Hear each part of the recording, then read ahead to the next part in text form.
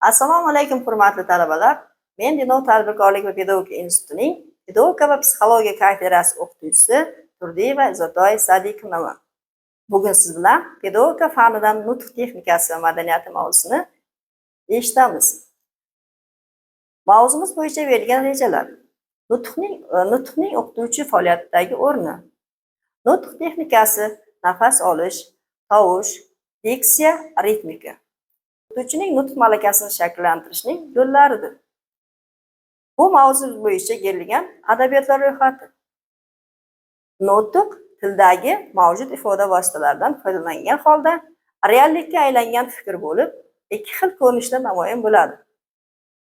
Birinchisi, ichki nutq o'qituvchi ongida hosil bo'ladigan, hali amalga oshmagan til elementlaridan tashkil topgan, kishining og'iz ochmasdan fikrlashi, mulohaza yuritishi, o'ylashi ichki nutqidir. Tashqi nutq esa og'zaki, monolog, dialog, yozma, doklad, referat, annotatsiya va boshqalardir.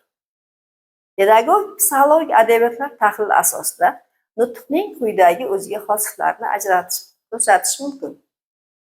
Funksiyalari: muloqot shaxsga ta'sir ko'rsatishi, ta'lim va tarbiya vositasi. Shakllari: tashqi nutq, og'zaki, monolog, dialog, yozma, doklad, referat, annotatsiya va boshqalar bu ichki nutq. Nutq texnikasi: pedagog ovozining kasbiy sifati, tembri, intonatsiyasi, diksiya, temperamenti 1 minutda 120 ta so'zdan oshmasligi kerak. Nutqiy faoliyat turlari: o'qish, yozish, gapirish. Nutq uslublari: ilmiy, rasmiy, so'zlashuv, badiiy, ommabop. Nutqqa qo'yiladigan talablar: talaffuzning aniqligi, aniq talaffuz qilinishi, obrazlilik, nutq madaniyati, so'zdan foydalanish qoidalariga rioya qilish. Nutqni egallashda qo'yiladigan kamchiliklar: temperamentning oshib ketishi, so'zlarni noo'rin qo'llash, til qoidalarini buzilishi. O'qituvchi ovozi o'z-o'zida quyidagi xususiyatlarni aks ettira olishi zarur: jarangdorlik, tovushning tozaligi va tembrning yorqinligi. Teng diapazonlik, ovozning eng pastlikdan eng yuqorigacha bo'lgan darajasi. Havodorlik, erkin so'zlaganda yaxshi eshitmaslikni ega bo'lishi. Ixchamlik, harakatchanlik, chidamlik, uzoq ishlash qobiliyatiga ega bo'lish. Moslashuvchanlik, dinamika, tembr, ohangdorlikning turli sharoitlarga moslasha olishi.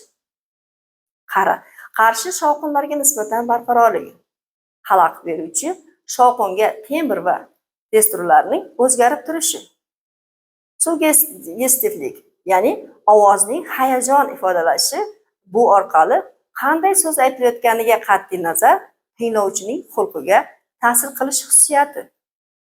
Pedagogik faoliyatda o'qituvchi o'z nutqini tashkil etishda quyidagilarga jiddiy e'tibor qaratishi zarur: adabiy sheva so'zlarni qo'llanmasligi, me'yorlarga qovoq, pomidori, kadi, pomidor, kelutdi, kelyapti, kartoshka, kartoshka va hokazo tarzda amal qilishi. Talaffuzlarda o, u, f, v, sh, g, ya'ni o'sha harflarning talaffuzda aytilishi. Me'yorlarga yoki anor so'zini onor, uxlash so'zini o'xshash, o'xshash degan so'zlarga esa o'xshash, falokat degan so'zlarni falokat, hamid deganda hamid, ham deganda ham, center deganda center, ijtimoiy desa ijtimoiy kabi shakllarga rioya etish kerak. Kelishish me'yorlariga ham sabrning ukasi yoki sobirning ukasi, o'quvchining daftari, o'quvchining daftari, poyezdda keldim yoki poyezdda keldim va boshqalar ko'rinishda amal qilishi.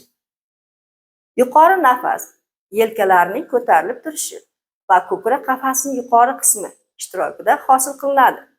Bu bo'sh, yuzaki nafas bo'lib, unda o'pkaning faqat yuqori qismi ishtirok etadi. Ko'krak nafasi qovurg'alar o'rtasidagi mushaklar yordamida hosil bo'ladi. bunda ko'proq nafasning ko'ndalang hajmi o'zgaradi. Diafragma ishtirokida nafas. Ko'krak nafasning bo'ylama hajmini oshirish hisobiga vujudga keladi. Diafragma qovurg'ali nafas diafragmaning qisqarishi, qovurg'alar oralig'idagi nafas mushaklarining ishtirokida vujudga keladi. Tovush chiqarilayotgan havo hiqildoqdan o'tishi paytida ovoz pardalarining tebranishi natijasida vujudga keladi. Tovush o'zining quyidagi xususiyatlari bilan xarakterlanadi. Tovush kuchi apparati organlarning faol ishlashiga bog'liq. Chiqarilayotgan havo oqimining tovush tarqalishiga bo'lgan bosimi qancha katta bo'lsa, tovush ham shuncha kuchli bo'ladi. Bugungi bergan pedagogika fanidan bergan ma'lumotlarimiz mana shulardan iborat edi. E'tiboringiz uchun rahmat.